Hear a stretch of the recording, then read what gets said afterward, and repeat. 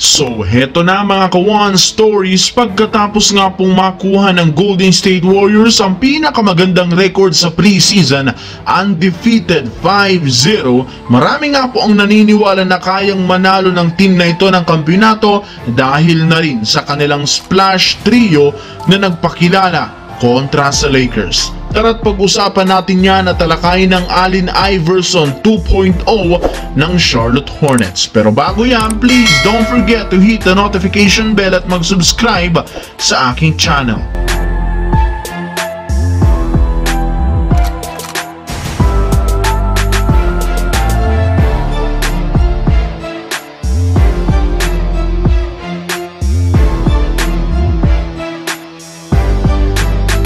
Ang videong ito ay hatid sa inyo ng 1xBet. Suportahan at manalo sa inyong paboritong kupunan sa NBA, PBA at ngayong Paris Olympics. Maaaring makakuha up to 12,000 cash bonus sa inyong first deposit gamit ang aking promo code. Pag tama ang prediction mo, panalo ka. Pindutin lamang ang link sa comment section at mag-register gamit ang iyong GCash account para makapag-cash in at cash out. Isang paalala, tumaya mga ka-One Stories ng responsable.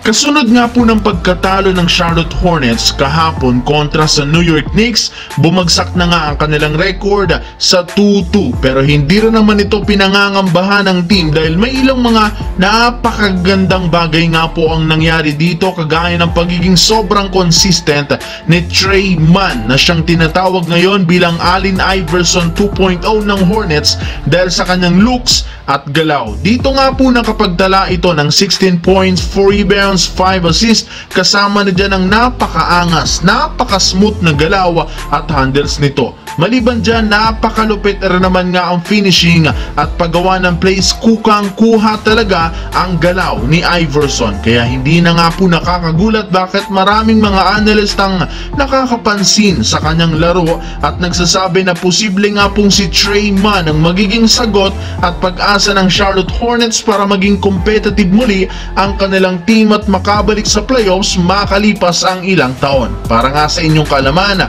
2016 pa huling nakapasok ang Hornets sa East Playoffs, kaya patuloy nga silang naghahanap ngayon ng mga players na magbubuhat at magpapabalik sa kanilang team sa playoffs. Samantala, kung updated nga kayo sa ginaganap na preseason ngayon, siguradong alam nga po ninyo na ang Golden State Warriors ang nag-iisang team na mayroong kasalukuyang record 5-0 matapos silang manalo ngayong araw laban sa Los Angeles Lakers 111-97. At katulad ng inasahan, si Stephen Curry pa rin ang nanguna dito, 16 points, 5 rebounds, 6 assists, kasama ang 3 3-pointer.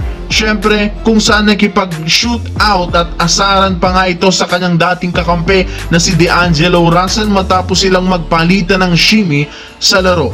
Mas nakaganti nga dito si Curry dahil nakuha pa nila ang panalo, pero hindi lang naman si Curry ang nag-iisa ang nagbuhat sa Warriors dahil tumulong rin naman dito ang pangalawa at pangatlong bagong splash duo, Splash Brothers ng Warriors na sina Moses Moody na nagtala ng 21 points, 5 rebounds, 5 3-pointer at si Buddy Hield na gumawa ng 10 points kasama na ang ilang mga 3-pointer. Kaya as of now, meron nga po ngayong splash trio ang Golden State Warriors na dapat bantayan ng ibang mga kupunan.